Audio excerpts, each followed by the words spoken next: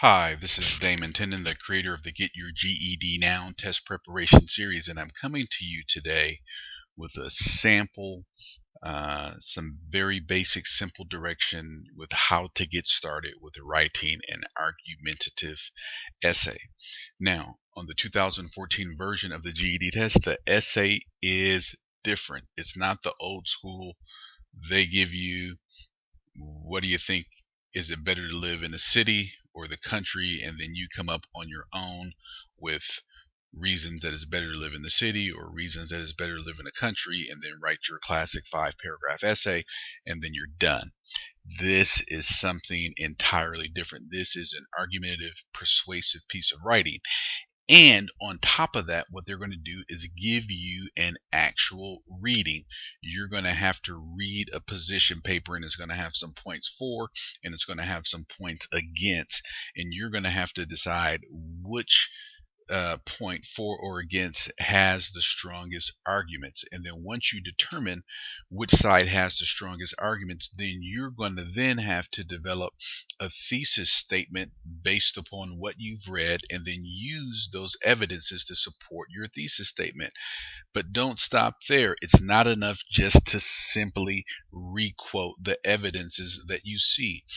I say that you're going to have to quote and expand on those quotes in your paper. So you're going to have to, number one, you're going to have to read and analyze the material. Number two, you're going to have to determine which position for or against has the strongest point. Number three, you're going to have to choose that and then use the evidences to back up your thesis based upon what you've read. And then number four, you're going to have to not just simply quote those evidences, but you're going to have to quote and expand to be successful on the 2014 being what is now being called the extended response. So I'm going to just walk through this real quick, real briefly. If you're interested, of course, you can look at the full version of this in our program.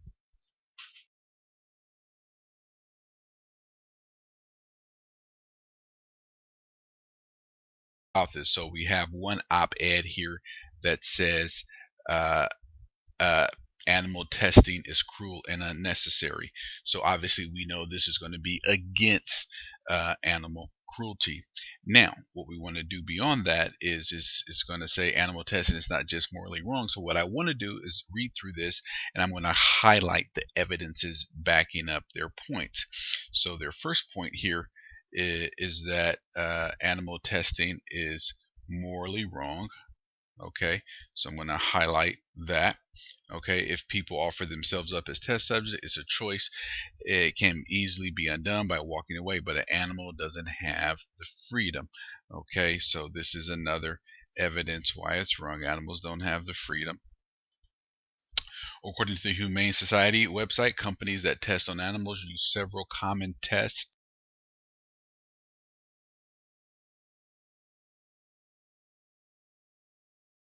But now I've chosen another article here, why I use animals in my research. So let's see what this has to say. So for years, I have watched with growing concern as my UCLA colleagues have been subjected to increasing harassment and violence. Okay, so this is just kind of giving us some background about the impetus for writing this. In the last 15 months, these attempts at intimidation, Molotov cocktail, thankfully didn't ignite, and banging on doors in the middle of the night, and direct confrontations.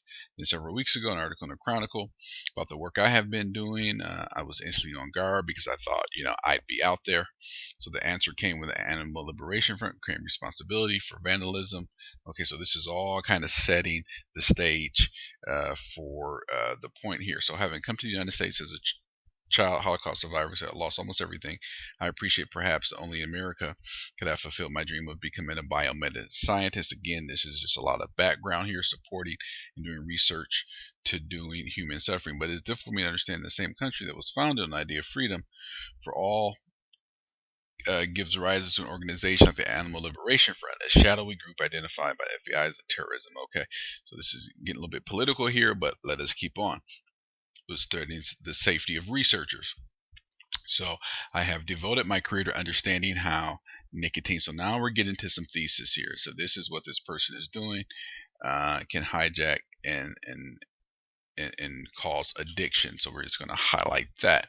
So my personal connection to addiction is rooted ultimately in the death of my father, who died of complications. So very personal story here, but yet there's going to be some facts here that we're going to get to. So my work on neurobiology of addiction has spanned 3 decades, and most of this national. So here's some more information. Addictions rob people of their future and burden society. So again, this is very important work this person does. Now, animal studies allow us to test potential treatments without confounding factors such as prior drug use and experience. So boom, here is the grail here, and I'm going to use a different color for that. This is their thesis. This is why this person uses. So again, on the GED test, you're probably not going to have this much personal or background information, and maybe I could have cut this out before making this video here. But again, just showing you that sometimes you might have to do a little bit of reading. It's not going to be cookie cutter. This is not the GED test of the past. This is a new test.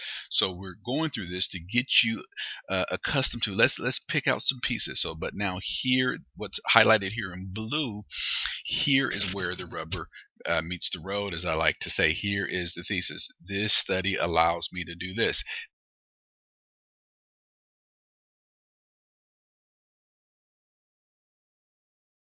Let me stop that. Okay, so even more important, they allow us to test possibly life-saving treatments before they're considered safe. Okay, so let us go ahead and highlight that. So here are more evidences. So we have that they allow us to test life-saving treatments to make sure that they're safe. They allow us to address chronic drug use of brain functions, decision making. We're also testing potential treatments on all of our studies. So while monkeys receive drugs in the laboratory, they do not become addicted in the same sense. They're still able to see choices, and this knowledge is vital to the design of effective medications.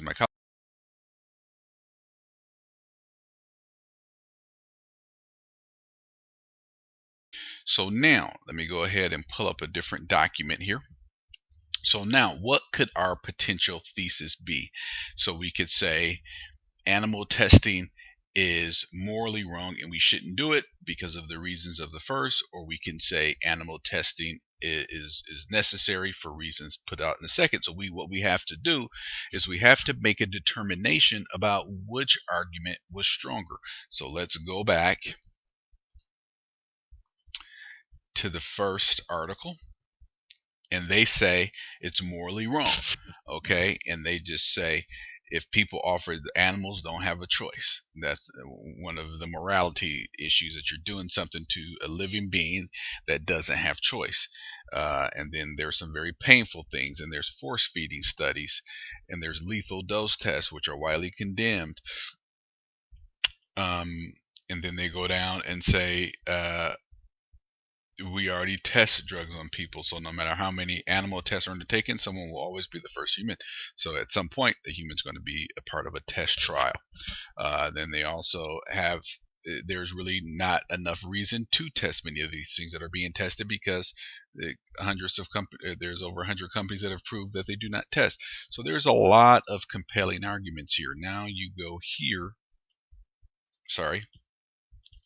Now you go down to this article.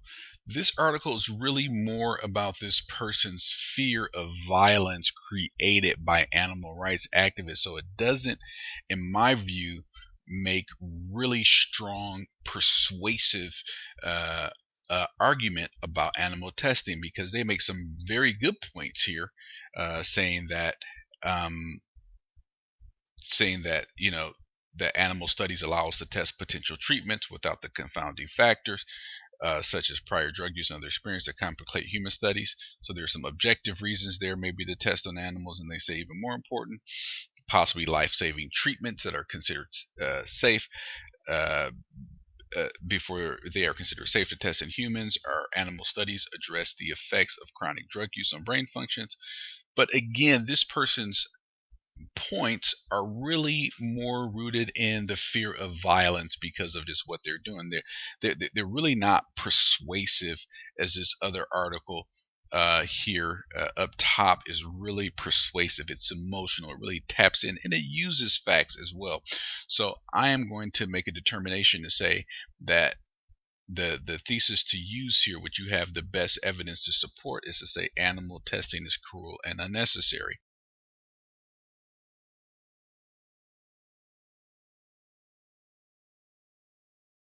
So now we're going to go over here to our potential thesis.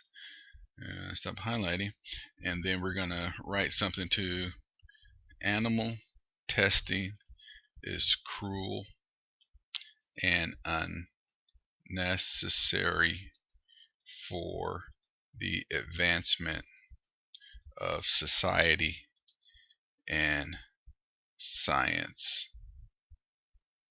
Okay, or something to that. So we're just gonna rough out here. So now, why is it cruel and unusual? So now we're gonna go back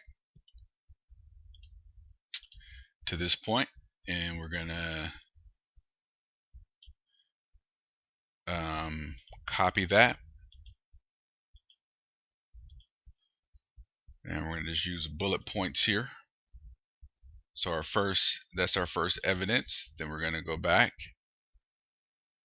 and we're gonna talk about force feeding lethal dose studies, which are widely condemned. I'm gonna go over here, back over here, and we're gonna put that down as evidence. Another bullet there.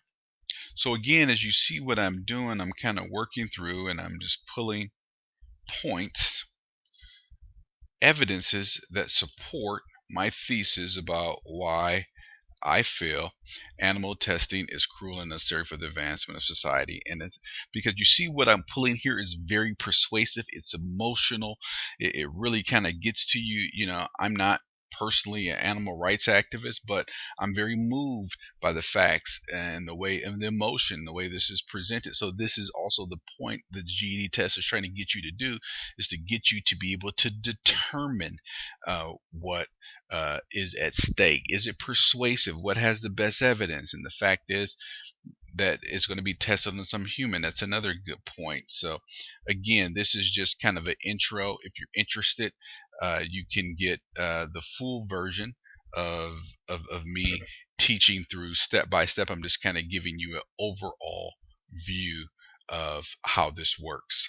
Again, this has been Damon Tennant from the Get Your GED Now test preparation series, helping you to have GED success in 2014.